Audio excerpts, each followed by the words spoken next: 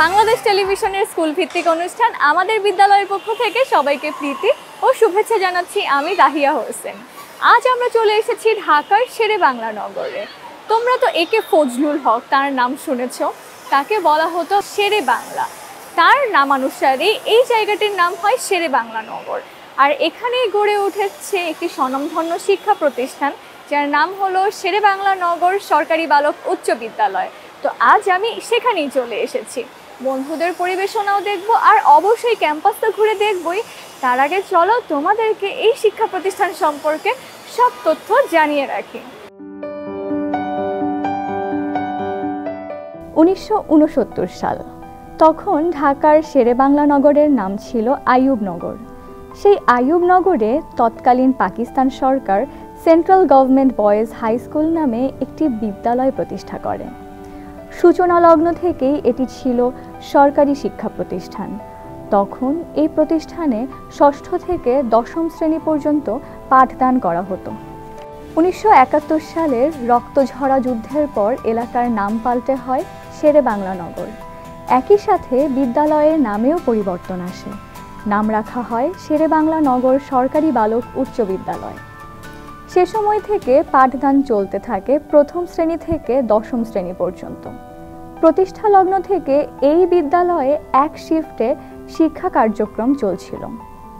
1980 সালে যুক্ত হয় প্রভাতী শাখা, অর্থাৎ তখন থেকে প্রভাতী ও দিবা দুই শাখায় শিক্ষা কার্যক্রম চলছে।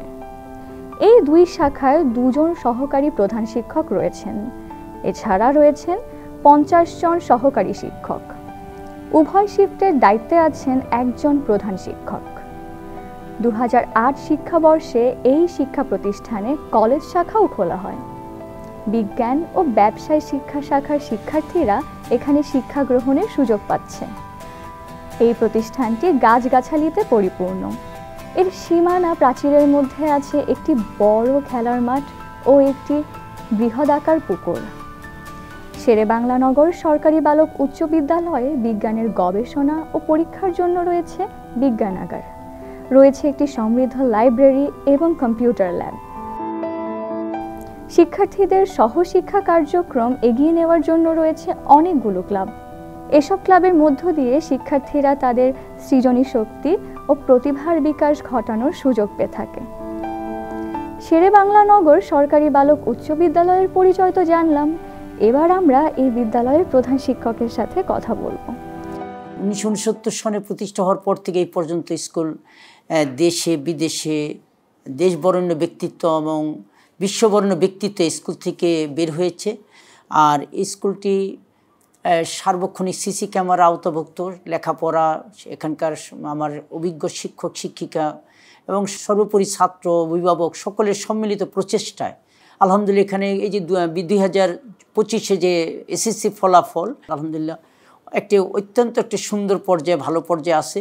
আর এর জন্য আমাদের শিক্ষকদের আন্তরিক প্রচেষ্টা, ছাত্রদেরও নিরলস প্রচেষ্টা, সম্মিলিত প্রয়াসে, এখানকার অভিভাবকদের আন্তরিকতায় আমার এখানে স্কুলে সার্বক্ষণিক অভিভাবকরা থাকেন, ছেলেপেলেরাও সহযোগিতা করেন, শিক্ষকদের খুবই আন্তরিক প্রচেষ্টায় স্কুল দিন দিন উন্নতি সমৃদ্ধি লাভ করছে। আমাদের ভবিষ্যৎ পরিকল্পনা হল সরকারের পরিকল্পনার সাথে আমরা একত্রতা প্রকাশ করে, যেমন প্রত্যেক রুমে সিসি ক্যামেরা দিয়ে, তারপরে হোয়াইট বোর্ড দিয়ে শিক্ষার, তারপরে সুপেয় পানির ব্যবস্থা করে আমাদের খেলার মাঠ। ভবিষ্যৎ পরিকল্পনা হলো আমাদের মাসে মাসে অন্তত আমরা নিজেরা পরীক্ষা নিয়ে, সিটি না হোক আমাদের এটা ক্লাস পরীক্ষা, শ্রেণী কার্যক্রম যেন আরও সুন্দর হয়। আর প্রত্যেকটি ক্লাসে যেন আমাদের কোনো লেখাপড়া যেন কোনো রকম ব্যাঘাত না ঘটে, সেই কার্যক্রমকে আমরা চালিয়ে যাওয়ার জন্য আমরা সর্বক্ষণিক মনিটরিং করছি এবং শিক্ষকরা আন্তরিকতার সাথে সেই কাজ করছে। আর ভবিষ্যৎ পরিকল্পনা হলো যে স্কুল যেন এই স্কুল শুধু ঢাকার মহানগর, বাংলাদেশের একটা শ্রেষ্ঠ স্কুলে পরিণত হতে পারে।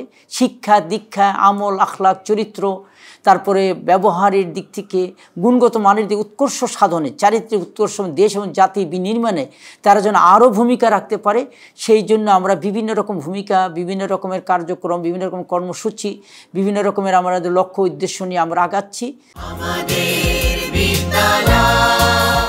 বন্ধুরা, স্বাধীনতা যুদ্ধের সময় মুক্তিযোদ্ধাদের অনুপ্রেরণা জুগিয়েছিল অনেকগুলো গান। তার মধ্যে অন্যতম একটি গান হলো জন্ম আমার ধন্য হলো মাগো। আর এই গানটি কিন্তু প্রথম 1970 সালে বাজানো হয়েছিল। গানটির কথা লিখেছেন নঈম গহর আর সুর করেছেন আজাদ রহমান।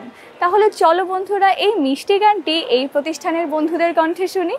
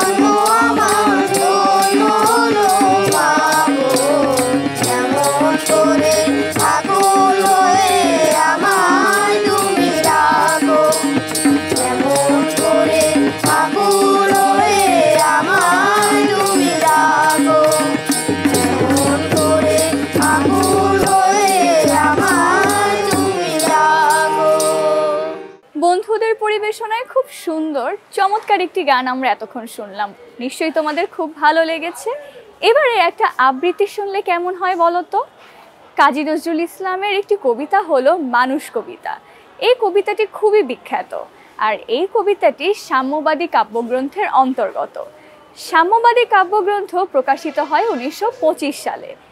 এই কাব্যগ্রন্থে আরও অনেক জনপ্রিয় কবিতা রয়েছে যা সকলের মাঝে এখনও প্রচলিত।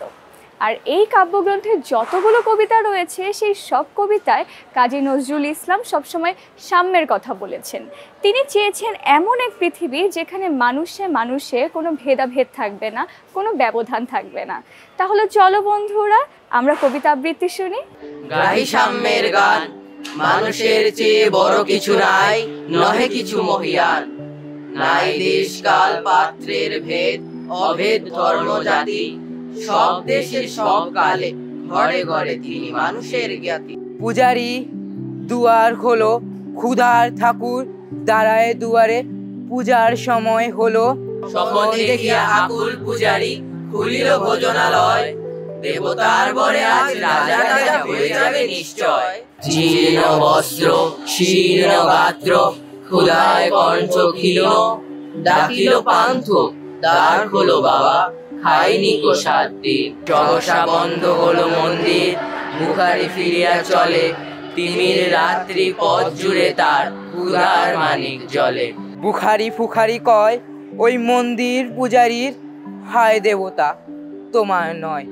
মসজিদে কাল শিরনি আছিল অঢেল গোস্ত রুটি বাঁচিয়া গিয়াছে মোল্লা সাহেব এসে তাই কুটি কুটি এমন সময় এলো মুসাফির গায়ে আজারির চিন বলে বাবা আমি ভোকা ফাঁকা আছি আজ নিয়ে 7 দিন তেরিয়া হইয়া হাকিল মোল্লা ভেলা হলো দেখি লেঠা ভুকা আছো মরবো ভাগারে গিয়ে নামাজ পড়িস বেটা ভুকারি কহিল না বাবা মোল্লা হাকিল তাহলে শালা সোজা পথ দেখ গোস্ত রুটি নিয়া মসজিদে দিল তালা ভুখারি ফিরিয়া চলে চলিতে চলিতে বলে 80টা বছর কেটে গেল আমি ডাকিনি তোমায় কভু আমার ক্ষুধার অন্ন তা বলে বন্ধ করুনি প্রভু তব মসজিদ মন্দিরে প্রভু নাই মানুষের দাবি মোল্লা পুরুত লাগাইছে তার সকল দুয়ারে চাবি কোথায় চেঙ্গিস গজনী মামুদ কোথায় কালা পাহাড় ভেঙে ফেল ওই ভজনালয়ের যত তালা দেওয়া দ্বার খোদার ঘরে কে কপাট লাগায় কে সেখানে তালা সব দ্বারে খোলা হবে চালা হাতুড়ি শাবল চালা হায় রে ভজনালয় তোমার মিনারে চড়িয়া ভণ্ড ব্যবসা ষাটের জয় আমাদের বিদ্যালয়। বন্ধুরা, এবারে একটা মজার খেলার প্রতিযোগিতা হতে যাচ্ছে। এই বন্ধুরা অনেকক্ষণ ধরে অপেক্ষা করছে একটু খাওয়া দাওয়া করবে বলে, ওদের নাকি খুবই ক্ষুধা লেগেছে। তো ভাবলাম যে বিভিন্ন ধরনের তো প্রতিযোগিতা হয়, একটু খাওয়া দাওয়া নিয়ে যদি একটা প্রতিযোগিতা অ্যারেঞ্জ করা যায় তাহলে কেমন হয়। একদম ঠিক ধরেছ, এবারে হবে বিস্কুট দৌড় প্রতিযোগিতা। চলো তাহলে ওদেরকে নিয়মগুলো বলে দিই আর একটু দেখি ওদের কি হাতগুলো আসলেই বাঁধা আছে কিনা। তোমরা কেমন আছো? তোমরা তো বিস্কুট দৌড়ের জন্য এসেছো তাই না? তো তোমাদের হাত কি বাঁধা? একটু ঘুরো দেখি। গুড, এখন সোজা হয়ে যাও। নিয়ম তো জানো তোমরা, তাই তো? সবসময় যেভাবে বিস্কুট দৌড় হয়, সামনে বিস্কুটগুলো ঝুলানো আছে, তোমাদেরকে গিয়ে ওটা মুখে নিয়ে ওই লাইন পেরিয়ে যেতে হবে। যেই 3 জন সবার আগে যেতে পারবে সেই 3 জন হয়ে যাবে আজকের বিজয়ী। ওকে, সবাই রেডি? কোনো চিটিং কিন্তু চলবে না। ওকে, রেডি? দেখি হাত বাঁধা কিনা দেখি। ওকে, তাহলে আমরা শুরু করি। আর আমাকে এই প্রতিযোগিতায় সহযোগিতা করবেন তোমাদের স্কুলের একজন শিক্ষক হাসিব স্যার সহযোগিতা করবেন। সবাই তাহলে রেডি? হুইসেল দেওয়ার সাথে সাথে দৌড় শুরু করবে। ওকে, 1 2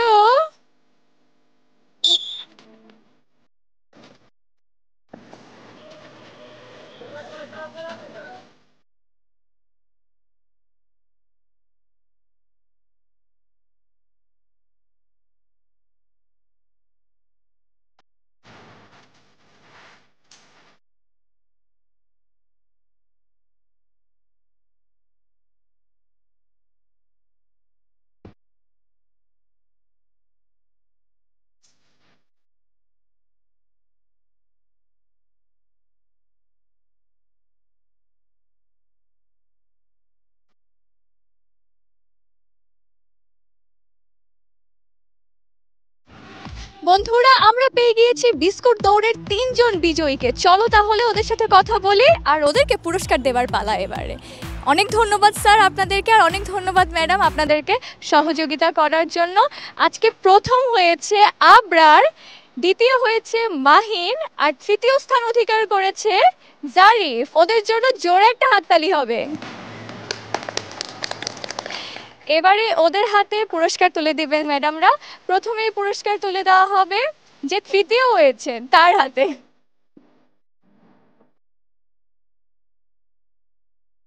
জারিফ, তোমার জন্য অনেক শুভকামনা। এবারে দ্বিতীয় স্থান অধিকার করেছে মাহিন, তোমার হাতে পুরস্কার তুলে দিবে ম্যাডাম। এবং প্রথম হয়েছে আবরার।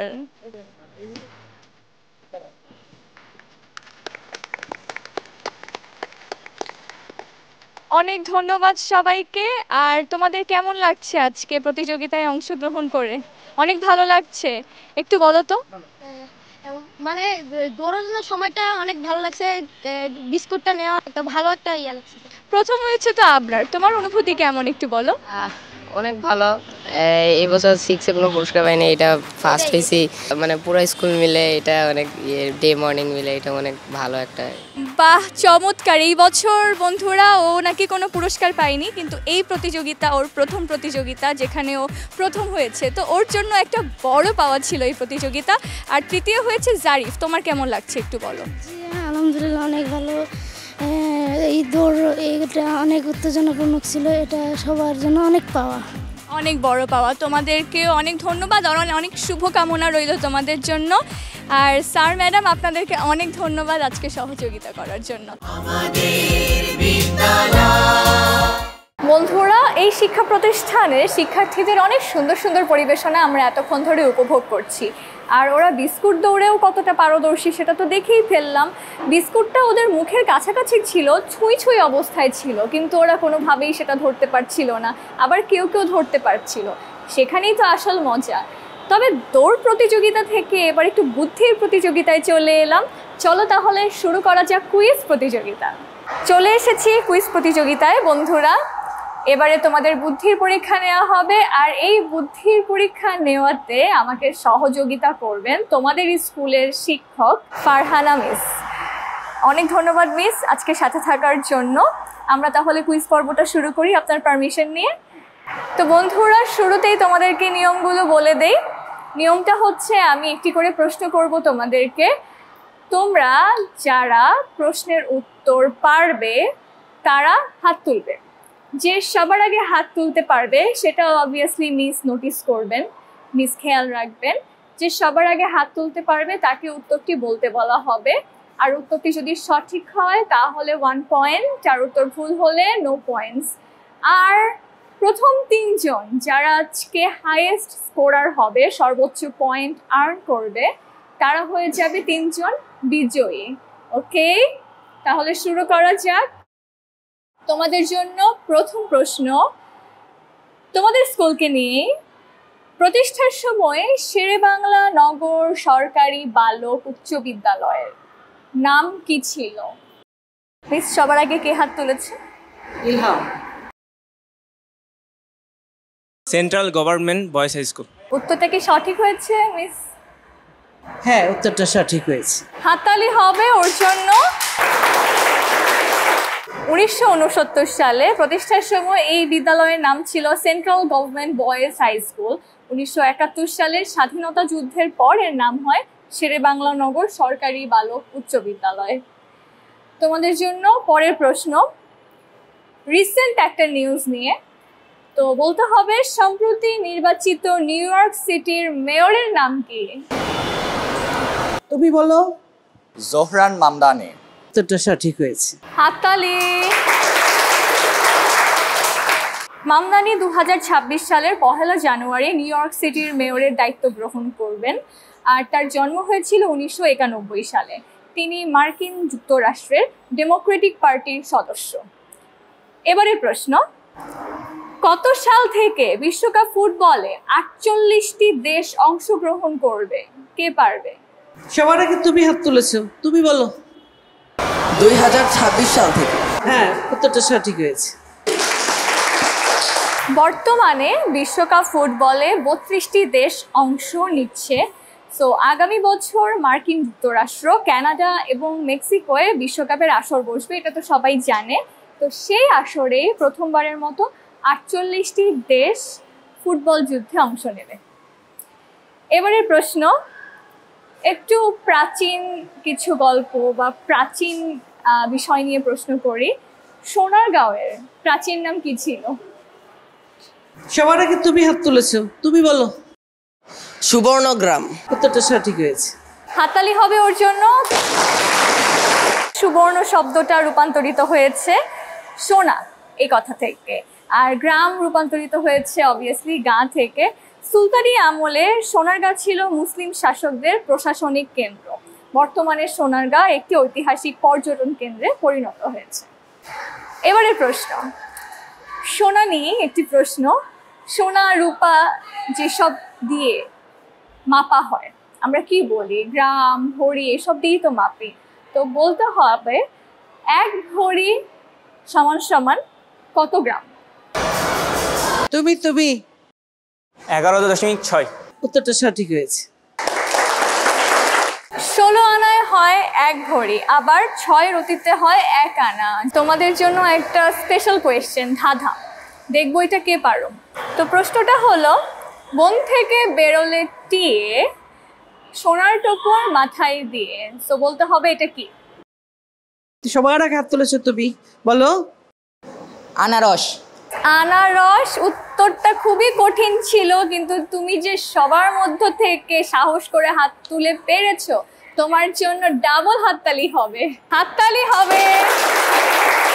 এবারের প্রশ্ন, -1 সাথে কত গুণ করলে -2 হবে? তুমি সঠিক উত্তর।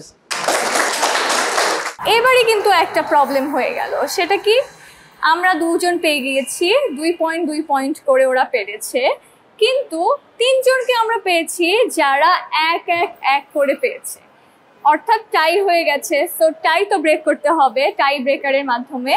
টাই ব্রেকার একটি কোয়েশ্চেন রয়েছে, যেই 3 জন 1 করে পয়েন্ট পেয়েছো তারা অ্যান্সার করবে। তাদের মধ্য থেকে যে উত্তরটা পারবে, সবার আগে পারবে, সে হয়ে যাবে আজকের তৃতীয় বিজয়ী। 2 জন বিজয়ীকে তো পেয়ে গিয়েছি, তৃতীয় বিজয়ী। তো প্রশ্নটা করে ফেলি। প্রশ্নটা হচ্ছে অর্ধ স্বরধ্বনি নিয়ে। অর্ধ স্বরধ্বনি মানে হচ্ছে যেটা পুরোপুরি স্বরবর্ণও নয়, পুরোপুরি ব্যঞ্জন বর্ণও নয়। তো বলতে হবে ইংরেজি বর্ণের মধ্যে অর্ধ স্বরধ্বনি 2টি আছে। কোন 2টি? তুমি জাবির। W R Y. সঠিক উত্তর। তোমাদের সবার জন্য অনেক অনেক শুভকামনা। তোমরা চেষ্টা করেছো অ্যান্সার করার, সবাই অনেক ভালো করেছো। তবে আমরা 3 জন বিজয়ীকে পেয়ে গিয়েছি, তাদের জন্য অনেক অনেক শুভকামনা আর কংগ্রেচুলেশনস টু ইউ অল। বন্ধুরা, পেয়ে গিয়েছি 3 জন বিজয়ীকে, প্রথম, দ্বিতীয় এবং তৃতীয়। 3 জন হলো ইলহাম, আদ্রিত এবং জাবির। ওদের জন্য জোরে একটা হাততালি হবে। ইলহাম, আদ্রিত এবং জাবির, তোমরা তাড়াতাড়ি চলে এসো, তোমাদেরকে পুরস্কার তুলে দিবেন ম্যাডাম। প্রথমেই জাবিরের হাতে পুরস্কার তুলে দিবেন ম্যাডাম। ম্যাডাম প্লিজ, হাততালি হবে অনেক জোরে। এবারে আদ্রিতের হাতে পুরস্কার তুলে দিবেন ম্যাডাম, জোরে একটা হাততালি হবে। অ্যান্ড ফাইনালি ইলহামের হাতে পুরস্কার তুলে দিবেন ম্যাডাম। অনেক ধন্যবাদ তোমাদের সবাইকে, আর বিশেষ ধন্যবাদ জানাই মিস আপনাকে। আপনি সহযোগিতা করেছেন আজকে কুইজ প্রতিযোগিতায়। এবার একটু আপনার কাছ থেকে জানতে চাই, আপনার কেমন লেগেছে আজকে কুইজে থাকতে পেরে? বাংলাদেশ টেলিভিশনকে অসংখ্য ধন্যবাদ এরকম একটা প্রোগ্রাম আয়োজন করার জন্য। আর আমাদের ছেলেগুলার অত্যন্ত বুদ্ধিদীপ্ত উত্তর, ওরা পরিশ্রম করেছে, উত্তর খুব ভালো করেছে, আমার ভীষণ ভালো লেগেছে। আর আপনাদের আয়োজনটাও, আপনাদের এই আমাদের ছাত্রদেরকে নিয়ে এই কাজটাও আমার খুব ভালো লেগেছে। আপনাদের সবাইকে অসংখ্য ধন্যবাদ। এবারে একটু আদ্রিত, জাবির আর ইলহাম, তোমাদের থেকে জানতে চাই তোমাদের কেমন লেগেছে আজকে? আমার খুবই ভালো লেগেছে। বিটিভির মাধ্যমে আমরা একটি সুন্দর কুইজ আমরা অংশগ্রহণ করতে পারলাম, সেজন্য খুবই ভালো লাগছে। ধন্যবাদ। আজ আমি একটি কুইজ খেললাম, এখানে আমার খুবই ভালো লেগেছে। কুইজটি খেলার সময় আমরা অনেকে আনন্দ করেছি, খুবই ভালো লেগেছে আমার। আজ কুইজ খেলতে আমার বেশ ভালো লেগেছে। ধন্যবাদ। খুব কঠিন কঠিন প্রশ্ন কিন্তু ছিল, আর আমার এই বন্ধুরা কিন্তু খুব সুন্দরভাবে প্রশ্নের উত্তরগুলো পেরেছে। আর আনারস ওই ধাঁধার উত্তরটা কিন্তু আরও কঠিন ছিল। ওরা কিন্তু খুবই ট্যালেন্টেড, এটা কিন্তু মানতেই হবে। তো বন্ধুরা, এরই মধ্য দিয়ে শেষ হয়ে গেল আজকের কুইজ পর্ব। বন্ধুরা, আজ আমরা চলে এসেছিলাম শেরেবাংলা নগর সরকারি বালক উচ্চ বিদ্যালয়। বন্ধুদের সুন্দর সুন্দর পরিবেশনা দেখেছি আর জানতে পেরেছি ওরা কতটা মেধাবী। নিশ্চয়ই তোমাদের খুব ভালো লেগেছে। আমাদের বিদ্যালয় অনুষ্ঠানের মাধ্যমে আমরা পৌঁছে যাই বিভিন্ন শিক্ষা প্রতিষ্ঠানে, আর বিভিন্ন বন্ধুদের সঙ্গে আলাপ আলোচনা করি আর ক্যাম্পাস ঘুরে দেখি। আগামী পর্বে তোমাদের সাথে আবারও দেখা হবে অন্য কোনো শিক্ষা প্রতিষ্ঠানে, আর আড্ডা হবে অন্য বন্ধুদের সঙ্গে। সেই পর্যন্ত সবাই ভালো থেকো, সুস্থ থেকো, আর অবশ্যই সকলকে সহযোগিতা করবে। মনে রাখবে, অন্যকে সহযোগিতা করার মাধ্যমেই কিন্তু আমরা নিজের প্রশান্তি খুঁজে পাই। তো বন্ধুরা, সবাই ভালো থেকো। আমি তাহিয়া নিয়ে নিচ্ছি বিদায়। শিক্ষা সংস্কৃতি ক্রীড়ার সাথে